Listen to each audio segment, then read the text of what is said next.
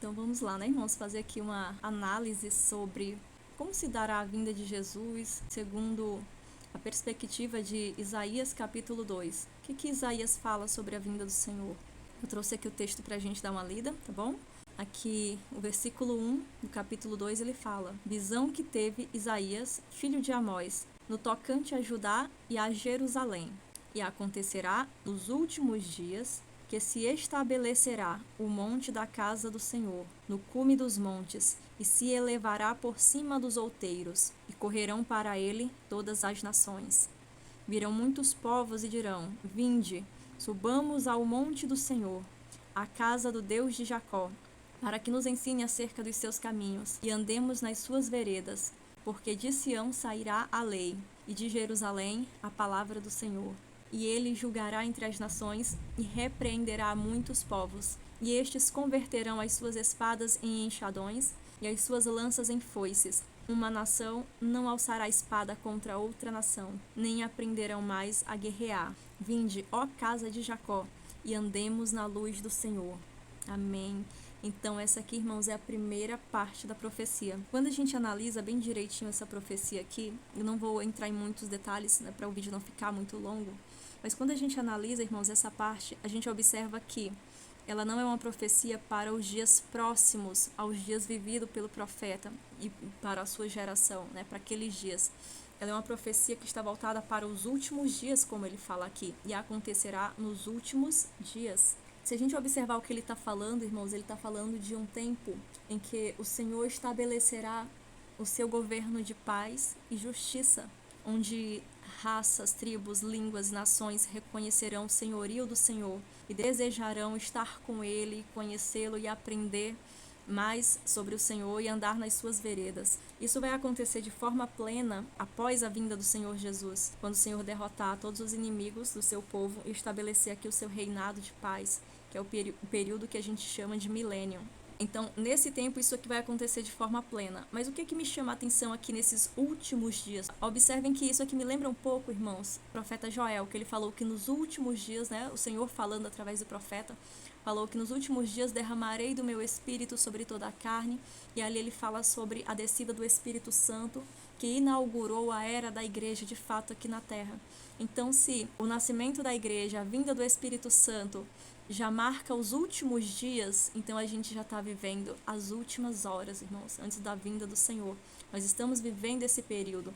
E a gente já sente um pouquinho desses acontecimentos aqui, né? Quando ele fala que correrão para o Senhor as nações, os povos.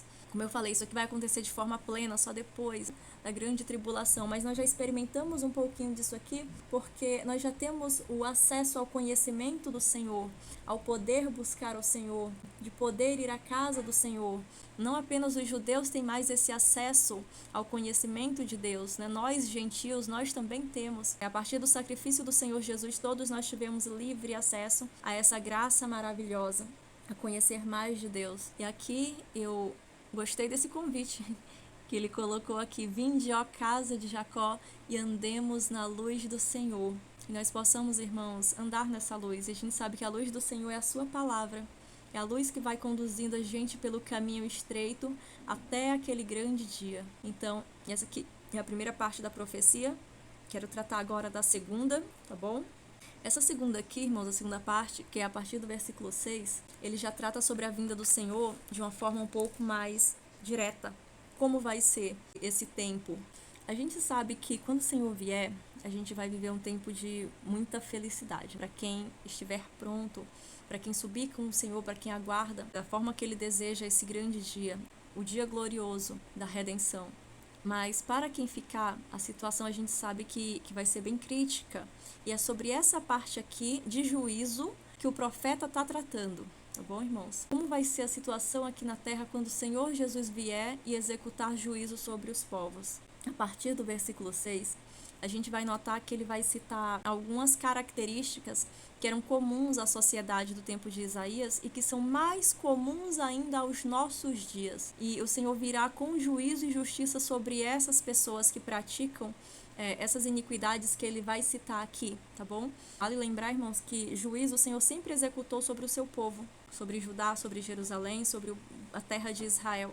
só que nunca dessa forma e nunca nesta dimensão citada aqui. Então isso aqui é um juízo, só que um juízo bem mais abrangente e para os últimos dias, e não apenas para os dias do povo de Judá e Jerusalém, tá bom? Vamos analisar aqui quais são os comportamentos e os irmãos vão ver como isso aqui está presente na nossa sociedade. Ele fala, porém tu desamparaste o teu povo, a casa de Jacó, porque se encheram dos costumes do Oriente. São agoureiros como os filisteus e associam-se com os filhos dos estranhos. A gente já vê que o povo de Deus naquela época se contaminando com práticas do paganismo. Infelizmente, nos nossos dias também não é tão difícil ver costumes estranhos, costumes pagãos, esotéricos, entrando dentro das igrejas, se misturando com aquilo que o Senhor deixou para nós. Então, isso aqui era uma das características daquele tempo e do nosso também. Continuando, ele fala aqui, e a sua terra está cheia de prata e ouro, e não tem fim os seus tesouros. Também a sua terra está cheia de cavalos, e os seus carros não têm fim. Aqui a gente já vê uma outra característica marcante, que é a busca desenfreada pela riqueza material. Não é pecado ser rico, de jeito nenhum. Inclusive o Senhor amou desde que o mundo é mundo até os nossos dias pessoas ricas, né? E a palavra de Deus fala muito sobre a prosperidade material como bênção. Só que o problema é quando o homem se torna amante dessas riquezas, quando o homem coloca o seu coração nisso daqui. Esse amor à riqueza é avareza. A avareza é um tipo de idolatria e isso o Senhor não suporta. Então a gente vê que existe nos nossos dias também uma busca desenfreada pela riqueza material, né, pelo status que essa riqueza pode proporcionar. Continuando, ele fala, também a sua terra está cheia de ídolos. Inclinam-se perante a obra das suas mãos, diante daquilo que fabricaram os seus dedos. Outra característica, a idolatria. Quando a gente fala em idolatria, a primeira coisa que vem à nossa mente é se prostrar diante de uma imagem. Só que, na verdade, a idolatria ela vai muito além disso. É quando a gente coloca qualquer outra coisa no lugar que é de Deus, irmãos. A gente tem dentro de nós uma sede, um anseio por adorar. Só que quando a gente tira Deus desse local de adoração, quando a gente entroniza alguma outra coisa no lugar que é do Senhor, aí vira idolatria. E às vezes a gente faz sem perceber. Coloca a família em primeiro lugar, no lugar que é o lugar de Deus. Coloca outras pessoas, coloca o conforto, coloca nosso trabalho, coloca as nossas ocupações no lugar que é para ser do Senhor. E isso é idolatria. O povo se inclina e ali os nobres se humilham. Portanto, lhes não perdoarás. Vai, entra nas rochas e esconde-te no pó da presença espantosa do Senhor e da glória da sua majestade. É interessante esse versículo aqui, irmãos, que a gente leu, porque quando eu li a primeira vez, a primeira coisa que me veio à mente foi Apocalipse capítulo 6, que fala sobre o desatar dos selos. E lá, esse desatar dos selos já é o homem experimentando desse mesmo juízo aqui que o profeta está falando. O homem, ele vai desejar fugir da presença de Deus, se esconder entre as rochas, entre as cavernas, para poder não presenciar a ira do Senhor, a fúria do Senhor. E falar nisso, eu trouxe aqui os versículos para a gente poder comparar. Ele fala, e os reis da terra, os grandes, os ricos, os tribunos, os poderosos, e todo o servo e todo o livre, se esconderam nas cavernas e nas rochas das montanhas. E diziam aos montes e aos rochedos, caí sobre nós e escondei-nos do rosto daquele que está assentado sobre o trono, e da ira do Cordeiro.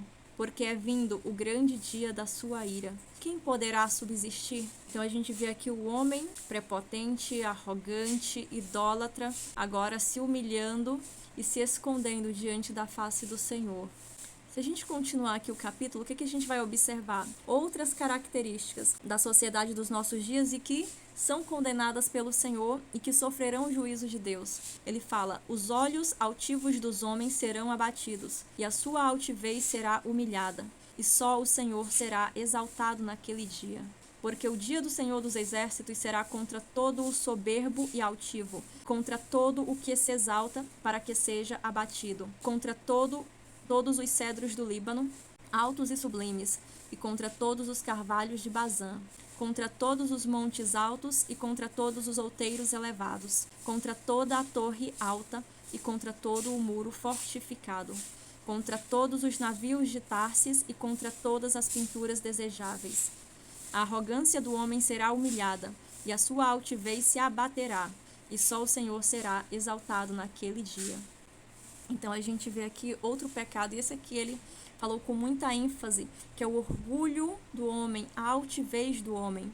E agora aqui a gente vê que é uma adoração a si, né? A gente vive nessa época de observar, né? Não é muito difícil a gente ver isso, que existe um culto a si mesmo, uma adoração de si mesmo.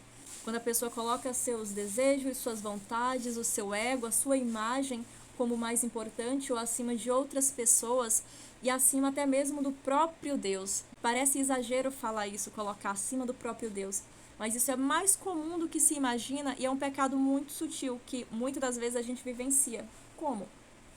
Quando nós colocamos os nossos desejos, as nossas vontades, os nossos caminhos acima dos desejos, vontades, planos e sonhos do Senhor. Quando eu resolvo viver as minhas vontades, quando eu dou vazão aos meus desejos, quando eu quero viver os meus caminhos, ignorando aquilo que o Senhor quer para mim, é como se eu estivesse dizendo que os meus caminhos são melhores que o dele. E isso é a arrogância do homem contra o próprio Deus, quando nós não nos submetemos à vontade que é do Senhor. E isso é um pecado terrível e que o Senhor não tolerará neste dia. Dando continuidade, ele vai falar novamente sobre a idolatria, que todos os ídolos desaparecerão totalmente e só o Senhor será adorado. Então meter-se-ão pelas cavernas das rochas e pelas concavidades da terra, por causa da presença espantosa do Senhor e por causa da glória da sua majestade, quando ele se levantar para espantar a terra. Naquele dia o homem lançará às toupeiras e aos morcegos os seus ídolos de prata e os seus ídolos de ouro, que fizeram para diante dele se prostrarem. E meter-se-ão pelas fendas das rochas e pelas cavernas das montanhas, por causa da presença espantosa do Senhor, e por causa da glória da sua majestade, quando ele se levantar para espantar a terra.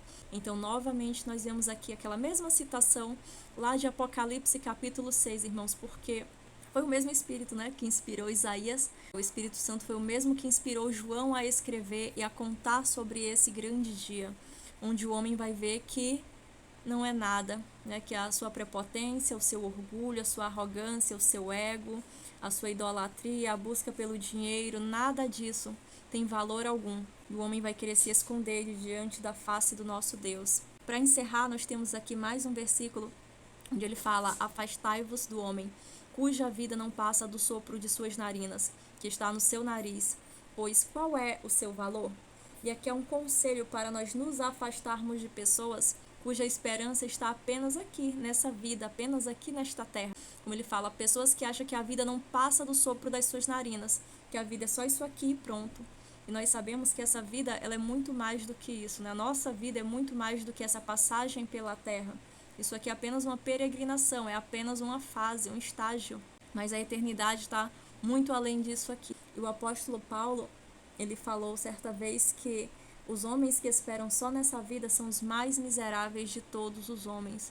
Então a gente tem que ter os nossos olhos para muito além desse pequeno período de tempo que nós passamos aqui. E para finalizar e resumir isso aqui tudo, eu observo que o Senhor, ele está nos alertando. As profecias estão todas se cumprindo.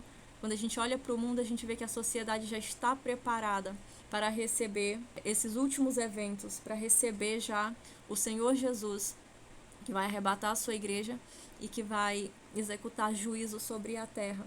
Então, irmãos, que nada possa tirar o nosso foco, nem as ocupações, nem o nosso trabalho, as distrações, nem os problemas, nem as decepções com irmãos, com pessoas, com político, com quem quer que seja, que nada disso venha tirar o nosso foco. A gente vê que não é hora de parar e que o nosso descanso não é aqui. Amém? E para finalizar, eu quero só repetir o versículo 5, que ele fala: vinde, ó casa de Jacó, e andemos na luz do Senhor. E eu quero encerrar aqui as minhas palavras e agradecer a oportunidade de atenção. Amém.